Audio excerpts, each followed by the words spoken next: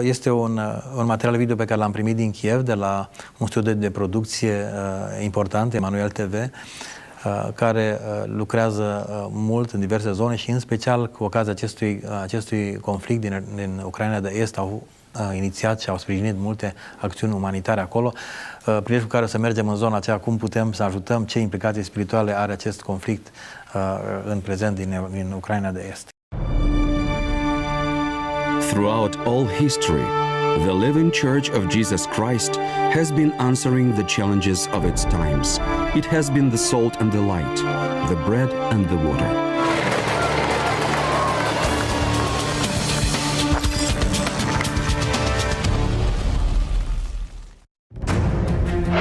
Towards the end of 2013, Ukraine entered the period of its highest geopolitical turbulence. Regardless of your opinion on the Maidan revolution, one thing is clear.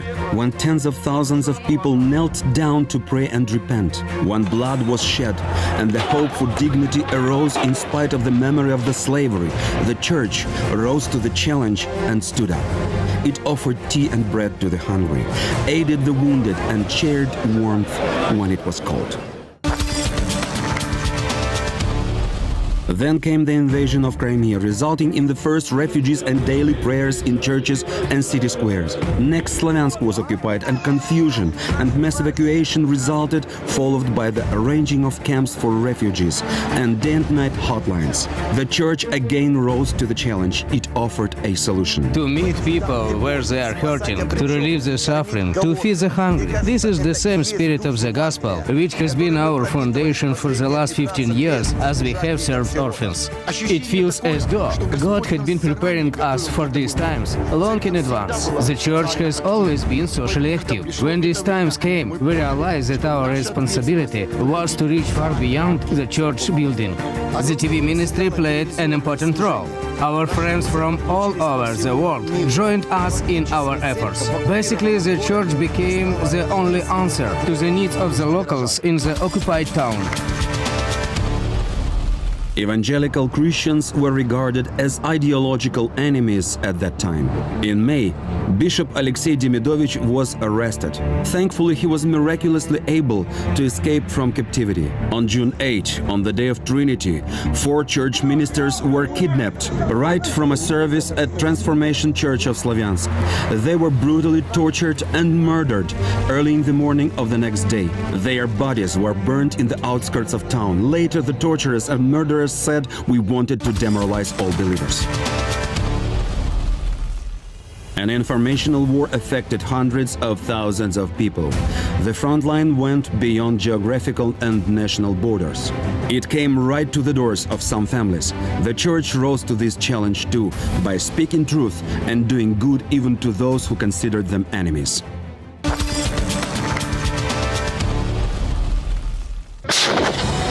Rescue those being led away to death. This proverb has become the slogan of the church. All denomination differences have been demolished. The troubles have united all Christians, and they stand like a united army, serving people in this vital time in history. Svetogorsk hosts the first large camp for internally displaced people.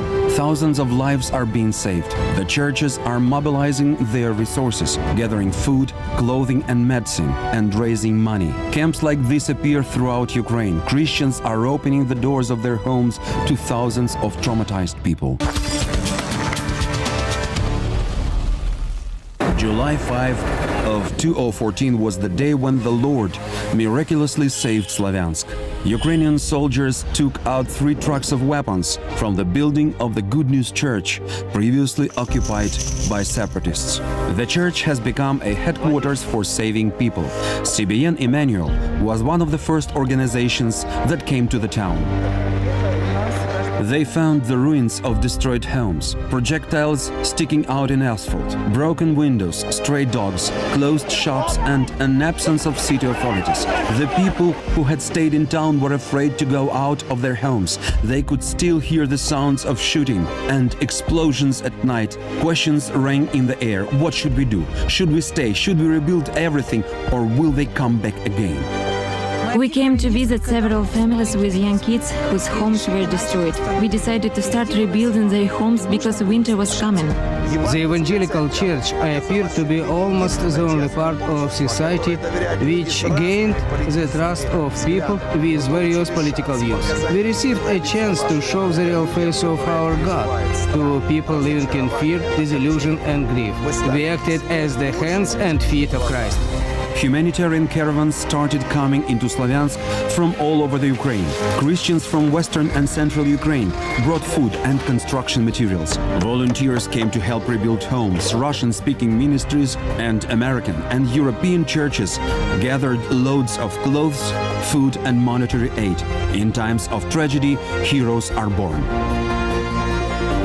Геннадий Lysenko, Alexander Reshetnik and Pavel Abramchuk stayed in the occupied town until the end. They helped refugees leave the town, sometimes even carrying them in their arms. They brought people water and food. All these 3 men were arrested and only escaped death by a miracle. Petru Bulica, pastor of the Good News Church, Galina Kucher, director of social projects for CBN Emmanuel, and Alexei Fedchenko, coordinator of the Save Ukraine, each directed multi-level activities of evangelical Christian volunteers from various denominations and countries. They coordinated outreach to refugees, the reconstruction of houses, distribution of humanitarian aid and other missionary activities. Thousands of tons of food, medical supplies and construction materials are being received into Ukraine through the efforts of Vladimir Brichka, Bishop of the Pentecostal Union of Zhytomyr region, Ivan Shtukert of Nehemiah Mission and Sergei Rakhuba, Director of Mission Eurasia. Thanks to Ivan Velkhovoy, Gennady Pukasenko, Alex Fedoruk, Anatoly Kolomiets, and many other partners, dozens of loads of humanitarian aid are coming to Ukraine. There are hundreds of other heroes who have made the spreading of the gospel and the salvation of souls their primary focus.